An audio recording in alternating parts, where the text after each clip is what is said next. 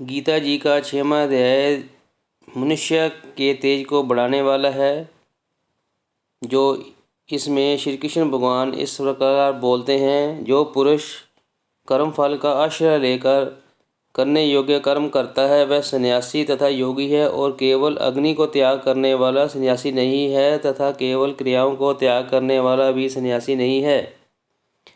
हे अर्जुन, जिसको संन्यास ऐसा कहते हैं उसी को तू योग जान, क्योंकि संकल्पों का त्याग करने न करने कोई भी पुरुष योगी नहीं होता।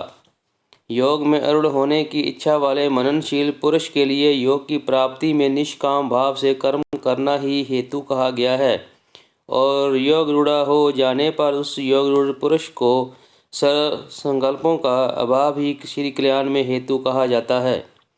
जिस काल में ना तो इंद्रियों के भोगों में और ना ही कर्मों के ही आसक्त होता है, उस काल में सर्व संकल्पों का त्यागी पुरुष योग रूढ़ा कहा जाता है।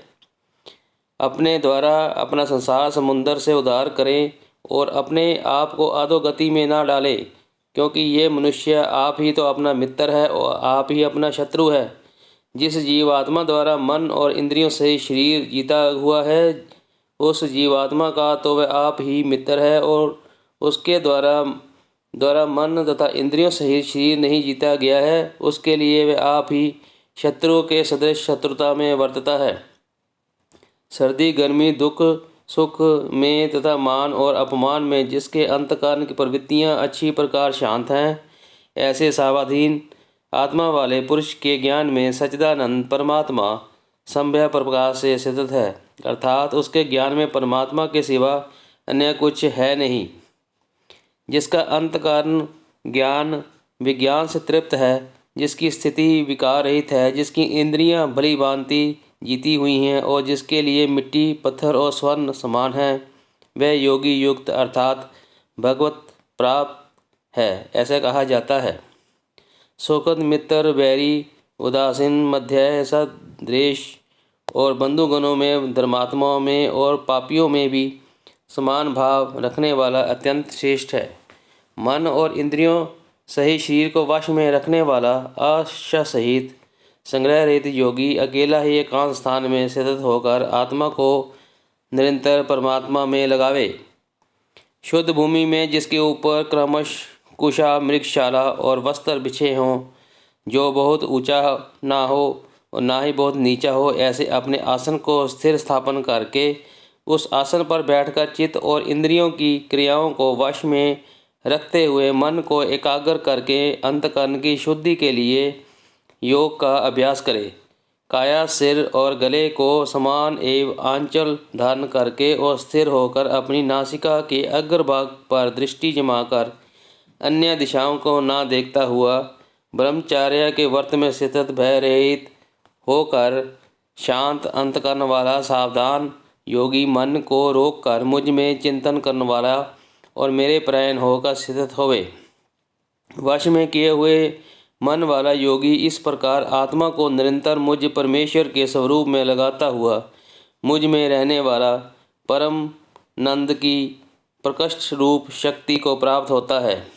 हे अर्जुन, ये योग ना तो बहुत खाने वाले का सिद्ध होता है, ना बिल्कुल ना खाने वाले का, और बहुत शयन करने के स्वभाव वाले का, और ना ही सदा जागने वाले का ही सिद्ध होता है। दुखों का नाश करने वाला योग तो यथा योग्य आहार विहार करने वाले का, कर्मों में यथा योग्य चेष्टा करने वाले का और यथा योग्य सोने तथा जागने वाले का ही सिद्ध होता है। अत्यंत वश में किया हुआ चित्त जिस काल में परमात्मा में ही भली भांति स्थित हो जाता है, उस काल में संपूर्ण भोगों से सपराहरित पुरुष योग युक्त ऐसा कहा जाता है। जिस प्रकार वायु रहित स्थान में स्थित दीपक चलयमान नहीं होता, वैसी ही उपमा परमात्मा के ध्यान में लगे हुए योगी के जीते हुए चित्त की कही गई है।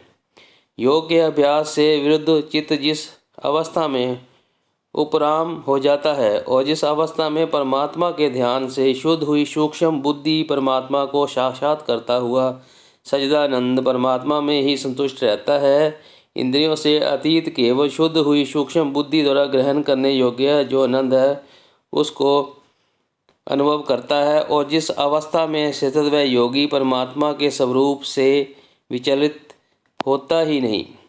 परमात्मा की प्राप्ति जिस लाभ को प्राप्त होकर उससे अधिक दूसरा कुछ भी लाभ नहीं मानता है, और भगवत प्राप्ति रूप जिस अवस्था में स्थित योगी बड़े भारी दुख से भी चलायमान नहीं होता है, जो दुख रूप संसार के संजोग से रहित है तथा जिसका नाम योग है, उसको जानना चाहिए।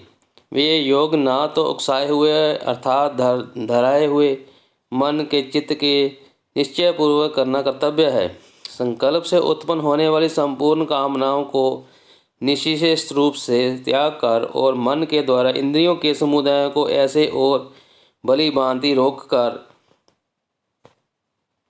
क्रम से अभ्यास करता हुआ उपरति को प्राप्त हो तथा धैर्य युक्त बुद्धि के द्वारा मन को परमात्मा में स्थित करके परमात्मा के सिवा अन्य कुछ भी चिंतन ना करे। ये स्थिर न रहने वाला और चंचल मन जिस जिस शब्दादि विषयों के नियम से संसार में विचारता है, उस विषय में रोक कर यानी हटाकर उसे बार बार परमात्मा में ही निरुद्ध करे। क्योंकि जिसका मन भली प्रकार शांत है, जो पाप से रहित है और जिसका रजोगुण शांत हो गया है, ऐसे सच्चिदानंद ब्रह्म के साथ एक ही भाव हुए योगी को उत्तम आनंद प्राप्त होता है। ये पाप रहित रोगी इस प्रकार निरंतर आत्मा को परमात्मा में लगाता हुआ सुखपूर्व पार ब्रह्म परमात्मा की प्राप्ति अनंत आनंद को अनुभव करता है। सर्वव्यापी अनंत चेतन में एक ही भाव से स्थित रूप योग से युक्त आत्मा वाला तथा सब में समभाव से देखने वाला योगी आत्मा को संपूर्ण भूतों में स्थित और संपूर्ण भूतों को आत्मा में कल्पित देखता है। जो पुरुष संपूर्ण भूतों में सबके आत्म रूप मुझ वासुदेव को ही व्यापक देखता है और संपूर्ण भूतों को मुझ वासुदेव के अंतर्गत देखता है, उसके लिए मैं अदृश्य नहीं होता हूँ और वह मेरे लिए अदृश्य नहीं होता है। जो पुरुष एक ही भाव में स्थित होकर संपूर्ण भूतों में आत्म रूप से स्थित मुझ सच्चिदानंद वासुदेव को ही भजता है, वे योगी सब प्रकार से वर्तता हुआ भी मुझ में ही वर्तता है। हे अर्जुन, जो योगी अपनी भांति संपूर्ण भूतों में सम देखता है और सुख और अथवा दुख को भी सब में सम देखता है, वह योगी परम श्रेष्ठ माना गया है। अर्जुन बोले, हे मधुसूदन, जो ये योग आपने समभाव से कहा है, मन के चंचल होने से मैं इसकी नित्य स्थिति को नहीं देखता हूँ। क्योंकि हे कृष्ण, ये मन बड़ा चंचल परम स्वभाव वाला है, बड़ा दृढ़ और बलवान है, इसलिए इसको वश में करना मैं वायु को रोकने की भांति अत्यंत दुष्कर मानता हूँ। श्री भगवान बोले, हे महाभाव, निस्संदेह मन चंचल और कठिनता से वश में होने वाला है, परंतु हे कुंती पुत्र अर्जुन, ये अभ्यास और वैराग्य से वश में होता है। जिसका मन वश में किया हुआ नहीं है, ऐसे पुरुष द्वारा योग दुष्प्राय है, और वश में किए हुए मन वाले प्रयत्नशील पुरुष साधन से उसको प्राप्त होना सहज है, ये मेरा मत है। अर्जुन बोले, हे कृष्ण, जो योग में श्रद्धा रखने वाला है परंतु संयमी नहीं है, इस कारण जिसका मन अंतकाल में योग से विचलित हो गया है, ऐसा साधक योग की सिद्धि को अर्थात भगवत संस्कार को ना प्राप्त हो किस गति को प्राप्त होता है। हे महाभाव, क्या वह भगवत प्राप्ति के मार्ग में मोहित और ऐश्वर्य रहित पुरुष छिन छिन बादल की भांति दोनों ओर से भ्रष्ट होकर नष्ट तो नहीं हो जाता है। श्री कृष्ण जी बोले, मेरे इस साक्ष्य को संपूर्णता से भेदन करने के लिए आप ही योग्य हैं, क्योंकि आपके सिवा दूसरा कोई साक्ष्य भेदन करने वाला मिलना संभव नहीं है। श्री भगवान बोले, हे पार्थ, उस पुरुष का ना तो इस लोक में नाश होता है, ना परलोक में ही नाश होता है, क्योंकि हे प्यारे, आत्मा द्वारा किए अर्थात भगवत प्राप्ति के लिए कर्म करने वाला कोई भी पुरुष दुर्गति को प्राप्त नहीं होता है।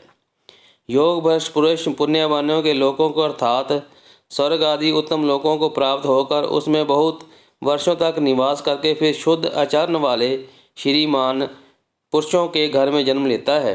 अथवा वैराग्यवान पुरुष उस लोकों में न जाकर ज्ञानवान योगियों के ही कुल में जन्म लेता है, परंतु इस प्रकार का जो ये जन्म है सो संसार में निस्संदेह अत्यंत दुर्लभ है। वहाँ उस पहले शरीर में संग्रह किए हुए बुद्धि संजोग को अर्थात समबुद्धि रूप योग के संस्कारों को अनायास ही प्राप्त हो जाता है। और हे कुरुनंदन, इसके प्रभाव से वह फिर परमात्मा की प्राप्ति रूप सिद्धि के लिए पहले से भी बढ़कर प्रयत्न करता रहता है। वह श्रीमानों के घर में जन्म लेने वाला योग भ्रष्ट पराधीन हुआ भी उस पहले के अभ्यास से ही निस्संदेह भगवत की ओर आकर्षित किया जाता है तथा समतम बुद्धि योग का जिज्ञासु भी वेद में कहे हुए सकाम कर्म के फल को उल्लंघन कर जाता है। परंतु प्रयत्नपूर्वक अभ्यास करने वाला योगी तो पहले पिछले अनेक जन्मों से संस्कारों से इसी जन्म में सिद्धि होकर संपूर्ण पापों से रहित हो फिर तत्काल ही परम शांति को प्राप्त हो जाता है। योगी तपस्वियों से श्रेष्ठ है, शास्त्र के ज्ञान से भी श्रेष्ठ माना गया है और सकाम कर्म करने वालों के योगी श्रेष्ठ है। इसलिए हे अर्जुन, तू योगी हो। संपूर्ण योगियों में भी जो श्रद्धावान योगी मुझ में लगे हुए अंत आत्मा में मुझको निरंतर भाईता है, वे योगी मुझे परम श्रेष्ठ मान्य है। ओम तत्सत। श्री भगवान ब्रह्म विद्या योग विद्या श्री कृष्ण संवादे आत्म संयम योग नाम 6वां अध्याय। जय श्री कृष्ण।